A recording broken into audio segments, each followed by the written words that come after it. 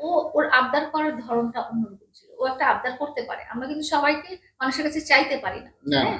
আপনি কিন্তু চাইতে পারবেন না যে কারো কাছে। ওর চাওয়ার ধরনটাই অন্যরকম ছিল। আর ও এত ভালোবাসা দেখাতে পারত, তো তখনও কিন্তু আমার মনে হয়নি যে আমি তার মানে আমাকে সে ইউজ করছে কথা বলার জন্য। আমার মনে হচ্ছে আমার লাইফ পার্টনার সে ভালো থাকবে, আমি এখন দিব, কোনো সমস্যা নাই তো। আমি কয়দিন বাঁচবো?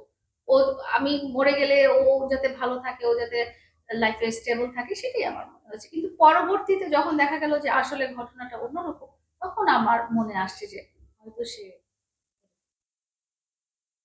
এই যে ভালোবাসার মানুষটিকে হারিয়ে আবারও পাওয়ার আকাঙ্ক্ষা আপনার ভিতরে এখনো আছে, আসলে এটা ভালোবাসার কেন?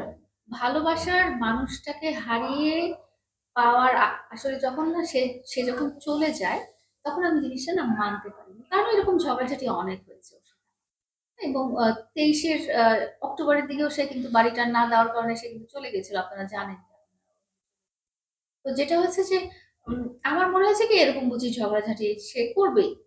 তো ঝগড়াঝাটি প্রত্যেক সংসারেই হয়। আপনাদের সংসারেও হয়, আপনাদের ওয়াইফের সাথে আপনারা ঝগড়া করেন, আপনার ওয়াইফ রাগ করে চলে যায়, আপনারা যেয়ে নিয়ে আসেন। মামুনের সাথে এরকম অনেকবার হয়েছে। মামুন ঝগড়া করেছে, চলে গেছে, আবার চলে আসছে। এরকম অনেকবারই হয়েছে। তো এবারও যখন ঝগড়াটা হলো, আরিফ ভাই যখন আমাকে বলল যে মামুনের সাথে আপনার রিলেশন শেষ, তখন আমি জিনিসটা বিশ্বাসই করি। আমি ভেবেছি যে এটা তো সম্পর্ক, তো এরকম ঝগড়া হয়ই। হ্যাঁ, ও কতদিন রাগ করে থাকবে? হয়তো ১ মাস রাগ করে থাকবে। কিন্তু এটা যে আসলেই তার প্ল্যানিং ছিল, এই জিনিসটা আমি এখন বুঝতে পারছি যে এটা তার প্ল্যানিং ছিল।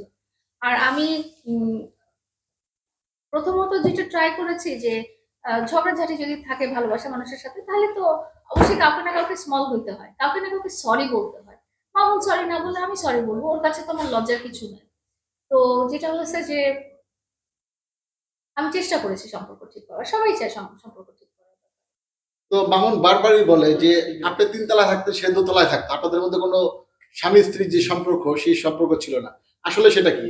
একটু না, ক্লিয়ার করবেন? আসলে আমরা একই রুমে থাকতাম। কোনো ৩ তলায় দোতলায় থাকতাম না, এবং ওর প্যারেন্টস এর উপস্থিতিতেই আমরা একই জায়গায় থাকতাম। প্যারেন্টস ও জানতো যে আমরা গ্রামের বাড়িতেও দেখবেন যে ওর ড্রেসিং টেবিলে সেই ঝাবি সবকিছু আছে।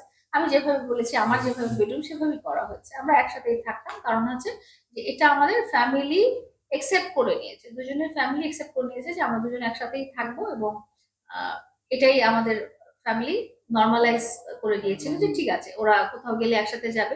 মামুনের গ্রামের সবাই আমাকে বৌমা ডাকে। হ্যাঁ, সামাজিকভাবে আমাকে কিন্তু সবাই বৌমা ডাকে। মামুনের বউ, ইভেন এখনো ফ্যান ফলোয়াররা আমাকে ভাবি ডাকে। মামুনের বউ বলে। হ্যাঁ, মামুনের বউ বলে বা ভাবি ডাকে। তো এটা আমরা নিজেরাও যেভাবে নিজেদের মধ্যে এই acceptance টা ছিল, সেভাবে পরিবার এবং সমাজের মধ্যে এই acceptance টা ছিল। আমরা দুজনেই আলাদা ছিলাম না। আমাদের উপরতলা নিচতলা বাসা তো আপনারা দেখেছেন। আপনারা পুরো বাসাই দেখেছেন। আচ্ছা, তো এখন যদি মামুন ফিরে আসতে চায়, তাকে কি আবার গ্রহণ এই করে এই নেবেন কিনা? এই এই প্রশ্নটা আপনারা মামুনকে কেন করেন না? না, আমি আর তাকে accept করব না। আপনি একটু বলছেন, পিছনে যাই আমরা। সেটা আপনি বলছেন যে স্বামী-স্ত্রীরা ফিরে আপা, আসে। 14ই ফেব্রুয়ারি হুম।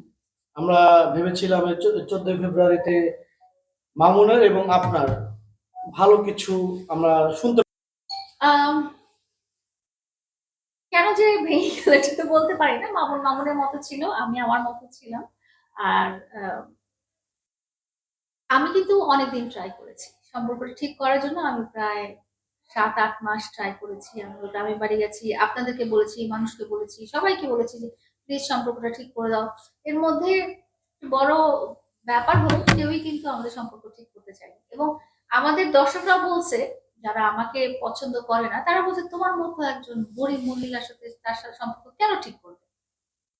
হ্যাঁ, তোমার মতো একজন বয়স্ক দেখতে খারাপ মহিলার সাথে কেন সে সম্পর্ক ঠিক করবে? তার এখন মানে একদম পিক এজ, সে এর মধ্যে নিজের ক্যারিয়ার বানাবে, নিজের সুন্দর ফ্যামিলি করবে। তোমাকে তো এখন তার দরকার নেই। তোমার সাথে কেন সে সম্পর্ক ঠিক করবে? তো সত্যি কথাই কি যে আমি যত মানুষের কাছে বলছি যে আপনারা প্লিজ একটু হেল্প করেন, বা আপনারা প্লিজ মামুনকে রিচ করার সাহায্য করে নেন, কেউই আমাকে হেল্প করেনি। কেউই কিন্তু হেল্প করে, এবং সবচেয়ে বড় কথা হলো মামুন আমার সাথে যারা দেখা করতে আসতো বা কথা বলতো বা কনটেন্ট ক্রিয়েশন এর জন্য আসতো, সবাইকে সে ফোন করে বলতো যে তোরা লায়লার কাছে যাবি না। তোরা আমার বন্ধু না লায়লার বন্ধু। তোরা কেউ লায়লার সাথে ভিডিও করবি না। এটা ইভেন কালকে পর্যন্ত সে বলে গেছে যে তোরা লায়লার সাথে কেন ভিডিও করিস? লায়লার সাথে ভিডিও করবি না, কেন লায়লার ইন্টারভিউ দিবে? কারণ আপনারা আমাকে আগে চিনেন না লায়লাকে আগে চিনেন। হ্যাঁ, তো এই জিনিসটা যখন দেখলাম যে 7-8 মাস ট্রাই করার পরও সে যখন রাজি হলো না, তখন আমার মনে হলো যে আমার কি দরকার